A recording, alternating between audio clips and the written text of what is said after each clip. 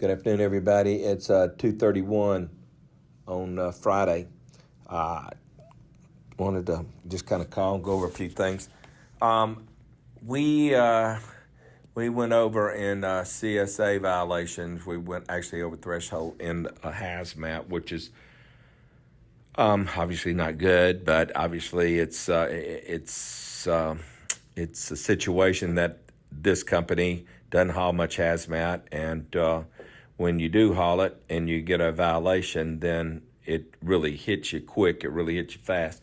And believe me, I've been through this a number of times in my past life with Total, because we were the same way. We did not haul that much hazmat, and when you hauled it, your basically your CSA ratings, and when you get if you get a write up, or if you get a CSA violation on the road, that goes against you, but it also goes against the company.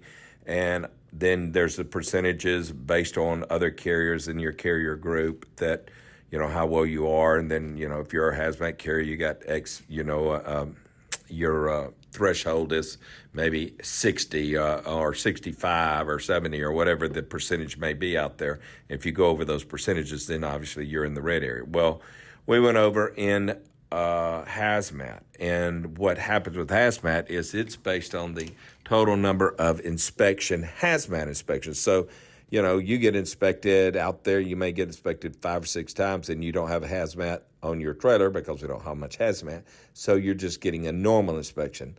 And so when you do have a hazmat inspection, if your numbers are down, you can get hung. So we went over, and it's going to take us it'll take us a month to get this one probably off. So because it is, again, based on hazmat. And so I wanted to make sure you're clear and everyone's clear on what we need to do. And this is the rules I had in at my old company, which this is the rules they kind of have in here, I think, too. But we just need to make sure we follow them. If you pick up a load, and right now it looks like most of their hazmat loads are coming out of that Walmart Center Point or whatever you call it. If you pick up a load that is placarded, that has hazmat placards on it, well, obviously the shipper is supposed to provide us with placards, and that is they're supposed to do that. If we have placards on the trailer already, a flip placard, then obviously, and it's just say flammable or corrosive, like the normal different flip placards are different ones, but you got the basics. So if you had that, then you go flip your placards. Obviously, you got one on the front, one on the back, one on each side. If you don't have flip placards and they give you stick-on, then the shipper is supposed to supply us with stick-on placards. And and whether they, you need to make sure the shipper gives us the placards anyway, in my opinion. That way you can put them in the truck so you store you up some if you run into it. All right, so when you pick it up and you have a placarded load, obviously you've got to have hazmat on your license to haul a placarded load.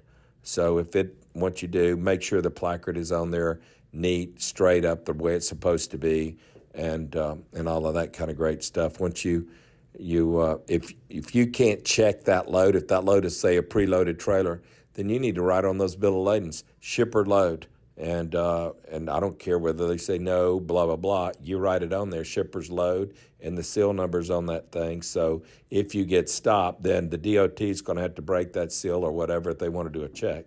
But they'll see it as shipper's load. That still doesn't relieve you, and it don't relieve the company.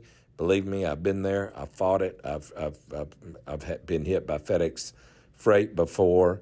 So no, it's still us. But just make sure that we're doing it right. And if you do have a hazmat load, you take the hazmat bill. Usually they're supposed to have a little tag on them. Those bills are supposed to be set on top of your envelope or whatever. So make sure that when if you get pulled over, you have the bills right there in the face for the DOT officer to see. So that's just, they're basics. I think they have a policy. I had a policy because it was so few loads. If you pick up a hazmat load, you need to call in immediately to the office. And I think DART has a hazmat line you're supposed to call to. If ain't nobody answers it, you need to get hold of a supervisor or a dispatcher so we can at least double check each other to make sure we're both correct before you go rolling out with a hazmat load. I know It's very few loads that we do, but hey, it's still. I mean, we don't need to go through the violation stuff and all that. Other than that, that's kind of about it. It's coming. It's kind of rainy and crazy up here, wind blowing, but just make sure that you're doing things right. We're doing things right. We had a DOT accident today, and the driver that had the accident is someone that obviously has been with us or been with DART for, I think 30 years. I mean, he's been here a long time, and I think safety told me that he had said that it was a lane change accident. I don't like the way it sounds because obviously we got a camera. This truck has a little, I guess, camera on the side too in the front. Basically, the vehicle comes speeding up beside us, and I guess our driver turned on his blinker. He was going to move over, and then this vehicle comes hauling ass up. He sees that, so he doesn't move over, and then the vehicle backs off or whatever. I don't know exactly happened. I'm concerned the way it happened. We're looking at it very closely. I don't know if it's, there's people out there that set themselves up, especially in Louisiana. I mean, that state right now is going. A lot of people have had a lot of trucking companies. Total, my company had the same problem where you had a setup accident. So, somebody pulls up, gives himself in the way so they can get hit, and then they're obviously got insurance or filing claims and everything. But that's bogus stuff. So there's some people going to jail in Louisiana. That kind of crap is what you got to watch out. So just make sure that what we're doing, don't move over unless you're 1,000% feel that 100% there ain't nobody there.